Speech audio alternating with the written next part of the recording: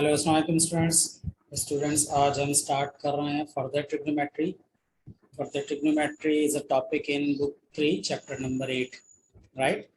तो ये chapter number 8 है बुक 3 का, further trigonometry. Basically further trigonometry जो है ये बेस कर रही है आपके पास ऐसी ट्राइंगल्स के ऊपर जो कि राइट एंगल ट्राइंगल नहीं होती। जो राइट एंगल ट्राइंगल है उनको तो आप इजीली सॉल्व कर सकते हैं, उसमें कोई इशू नहीं है, आप इजीली उनको सॉल्व कर सकते हैं। राइट एंगल ट्राइंगल्स के अंदर अप्लाई कर सकते हैं सिंपल फार्मूले जो होते हैं, जो कि आपने ट्रिग्नोमेट्रिक रिलेशंस पढ़े हैं वो आप सॉल्व कर सकते, वो अप्लाई कर सकते हैं। लाइक ट्रिग्नोमेट्रिक रिलेशंस हैं कि साइन साइन साइन किसके इक्वल होता है, sine of any angle is equal to opposite upon hypotenuse. इनको हम कहते हैं relations, sine relation, cos relation, tan relation. Basically sine is the relation between opposite and hypotenuse. Cos is the relation between adjacent and hypotenuse. Similarly, tan is the relation between opposite upon adjacent. ठीक है ना। तो ये होते हैं relations जो कि right angle triangle में ही एप्लीकेबल होते हैं। Other than right angle triangles ये रिलेशन एप्लीकेबल नहीं होते, क्योंकि अगर राइट एंगल ट्राइंगल नहीं है तो उसके अंदर ऑब्वियसली हाइपोटेन्यूज नहीं पता, क्योंकि हाइपोटेन्यूज की डेफिनेशन तो यही है कि वो ट्राइंगल जो कि वो साइड हाइपोटेन्यूज की डेफिनेशन क्या है, side which is opposite to the 90 degree angle.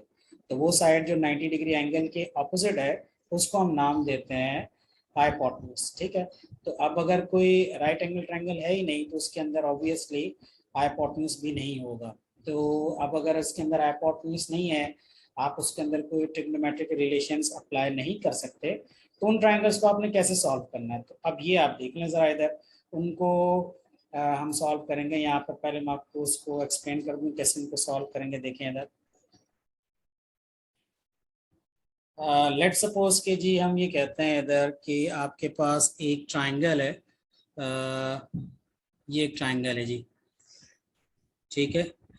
अब इस ट्राइंगल की अगर हम बात कर लें तो ये ट्राइंगल हमारे पास एक राइट एंगल ट्राइंगल तो नहीं है। इसके अंदर चांसेस हैं कि आपके पास कोई एक्यूट एंगल भी हो सकता है और कोई ऑब्ट्यूज एंगल भी हो सकता है। Other than right angle triangle की अगर बात करें तो एक्यूट भी हो सकते हैं एंगल और ऑब्ट्यूज भी एंगल हो सकते हैं, दोनों पॉसिबिलिटीज हैं इसके अंदर।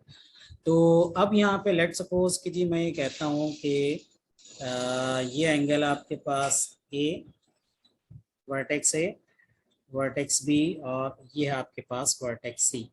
तो अब इस वर्टेक्स ए बी सी के अंदर लेट सपोज ये पॉसिबल है कि एक एंगल आपके पास हो एक्यूट, एक एंगल हो आपके पास लेट सपोज 30 डिग्री हो जाए, और ये एंगल हो सकता है आपके पास मोर देन 90, यानी कि ये हो गया 110 degree.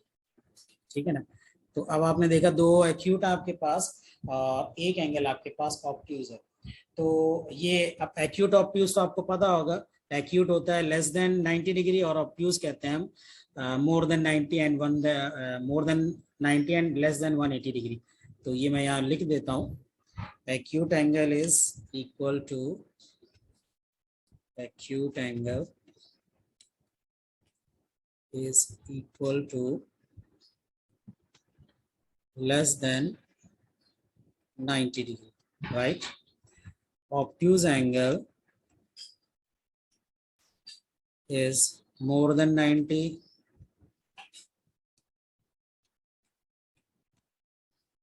but less than 180 degree. ठीक है जी, ये हो गया आपके पास। तो ये है सिंपल सी डेफिनेशन ऑब्ट्यूज की। अब जब आप एक्यूट और ऑब्ट्यूज की बात कर रहे होते हैं तो उसके अंदर एक चीज और आपने माइंड में रखनी है कि एक्यूट को समटाइम्स आपको ऑब्ट्यूज में कन्वर्ट करना पड़ जाता है, और इसी तरह ऑब्ट्यूज एंगल को कभी आपको एक्यूट में कन्वर्ट करना पड़ जाता है। तो अगर इस तरह से कुछ करना हो तो आप इसको कैसे करेंगे, देखें जरा इधर, ये मैं यहाँ पे लिख रहा हूँ how to convert acute into obtuse.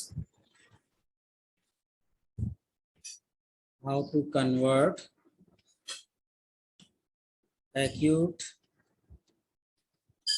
Into obtuse. अब एक्यूट को ऑब्ट्यूज में कैसे आप कन्वर्ट करेंगे, ठीक है। अब ये कैसे कन्वर्ट करते हैं, एक्यूट को ऑब्ट्यूज में कन्वर्ट कैसे करना होता है, या इसका वाइस वर्सा आप कर लें, ठीक है ना। और वाइस वर्सा।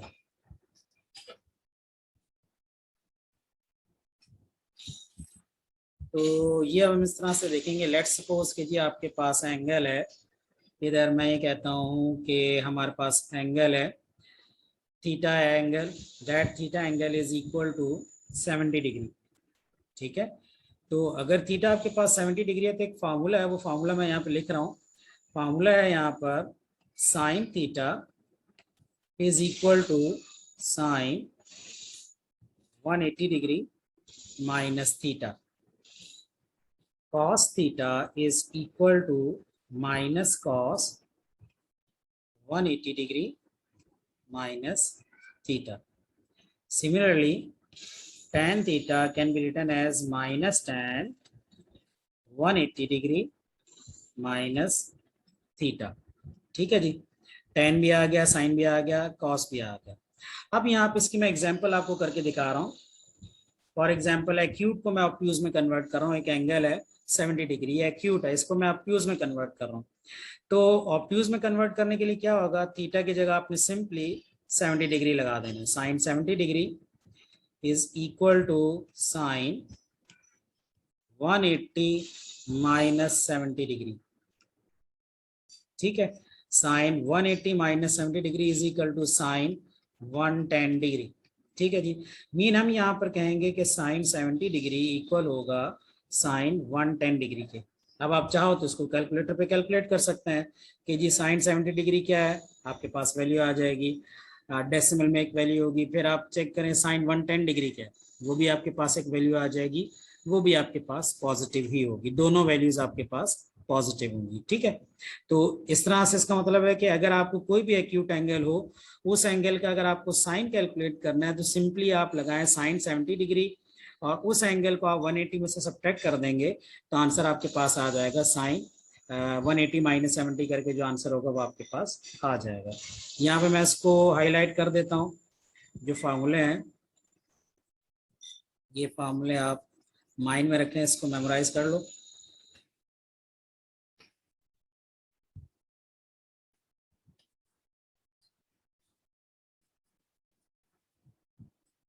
ठीक है जी, अच्छा अब आप इसको आगे चेक करें जरा। लेट सपोज मैं से आगे आता हूँ। नेक्स्ट है इसी को अब हम कॉस में चेक करते हैं। फॉर एग्जांपल यही 70 डिग्री है, कॉस के अंदर क्या होगा, कॉस के अंदर भी ऑलमोस्ट यही है, एक छोटा सा उसके अंदर चेंज है। Cos 70 degree is equal to minus cos 180 minus 70 degree. ठीक है, माइनस कॉस 180 माइनस 70 डिग्री हो गया। अब ये किसकी इक्वल है जी, माइनस कॉस 180 माइनस 70 कितना हो जाता है, 110 डिग्री। इसमें और ऊपर वाले में आपने देखा कि डिफरेंस क्या है, डिफरेंस है नेगेटिव साइन का। वहां पे दोनों तरफ पॉजिटिव साइन था, यहाँ पे एक्यूट एंगल पॉजिटिव है लेकिन ऑब्ट्यूज एंगल आपके पास, उसके साथ आपने नेगेटिव लगाना है। रीजन क्या है उसकी, उसकी रीजन सिंपल है, ये आप कॉस और टेन दोनों के ऊपर एप्लीकेबल होती है। उसकी रीजन सिर्फ ये है कि ये एंगल जो आपके पास है ये बेसिकली जब कभी भी कॉस और आप अगर मोर देन 90 की बात करते हैं तो मोर देन 90 पे कॉस और टेन ये दोनों नेगेटिव हो जाते हैं। फॉर एग्जाम्पल मैं यहाँ पे करके दिखाता हूँ। आपके पास ये एक क्वाड्रेंट आपके पास 0 डिग्री 90 डिग्री है and 180 degree. So acute is from 0 till 90 degree. तो यहाँ पे जितने भी ये कहलाता है फर्स्ट क्वाड्रेंट, ठीक है ना। यहाँ पे सारी वैल्यूज पॉजिटिव होती हैं, साइन पॉजिटिव है, कॉस पॉजिटिव है और टेन भी पॉजिटिव है, तो ये तीनों ही यहाँ पे पॉजिटिव है। ठीक है, सिमिलरली अगर आप इस इधर आ जाए 90 टू 180 तो यहाँ सिर्फ एक ही वैल्यू पॉजिटिव होती है, वो है साइन। साइन का रिलेशन पॉजिटिव होता है, बाकी कॉस नेगेटिव होता है, यहाँ पर टेन नेगेटिव होता है, यहाँ पर दोनों नेगेटिव होते हैं यहाँ पर। तो ये आपने अपने माइंड में रखना है। तो इसीलिए जब कभी भी कोई भी एंगल हो in between 90 to 100, in 90 to 180, let suppose 100 degree है, तो आपको पता होगा कि कॉस 100 डिग्री की वैल्यू क्या होगी, वो माइनस में होगी। आप कैलकुलेटर पे चेक कर सकते हो। आप टेन 100 डिग्री की वैल्यू क्या होगी, माइनस में होगी। इसी तरह कोई भी और वैल्यू आप रख लो वो माइनस में आएगी, कॉस और टेन की। ठीक है ना, आप 170 डिग्री रख लें, 170 degree is obtuse, cos 170 check कर लो, that is negative value. tan 170 degree check कर लें, वो भी आपके पास क्या होगी, नेगेटिव वैल्यू होगी। तो इस तरह करके ये आप लगा सकते हैं एक्यूट को ऑब्ट्यूज में, और सेम इसी मेथड से आप ऑब्ट्यूज को भी वापस एक्यूट में कन्वर्ट कर सकते हैं। जिस तरह मैं यहाँ पे एक एग्जाम्पल और ले लेता हूँ, लेट सपोज कीजिए आपके पास थीटा है 100, अब 100 डिग्री मोर देन 90 है, दैट इज ऑब्ट्यूज एंगल। इसको आपने कन्वर्ट करना है तो साइन के अंदर तो कोई इशू नहीं है, sine theta is equal to sine 180 minus theta. ये ऊपर मैंने फॉर्मूला हाईलाइट किया है, इंस्टेड ऑफ थीटा आप यहाँ पे इसकी वैल्यू लगा दें, 100 degree is equal to sine 180 minus 100। तो ये बन जाएगा आपके पास 180 माइनस 100 करें तो 80 डिग्री।